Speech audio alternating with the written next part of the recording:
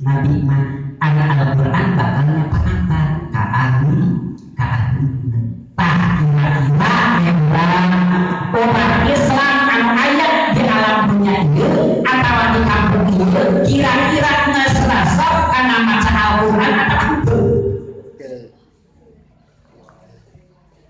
Cek Rasul kudu aya tak mapaesan aranjeun kudu halus-halus aranjeun kana Al-Quran kalawan suara anjeun sugan ayeuna padaan baduran teh hahariringan di bumi kosong tanah.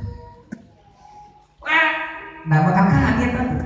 Bujang-bujang ayeuna amah kadang-kadang budakna pakarodaan. Ira bapak diajar ngaji. Begitu. Wah, hebat tuh. Nya. Kau mau pemuda tapi punten di madalik ahli tasawufnya.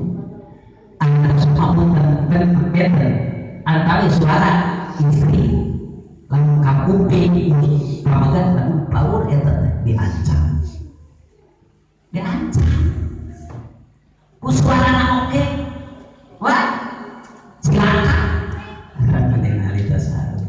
kadang-kadang orang mah ngaji oke kadang tetep bujang silakan itu istri anu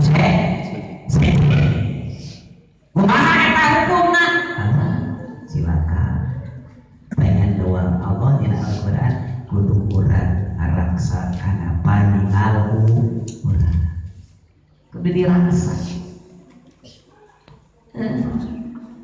Kadang-kadang pacarnya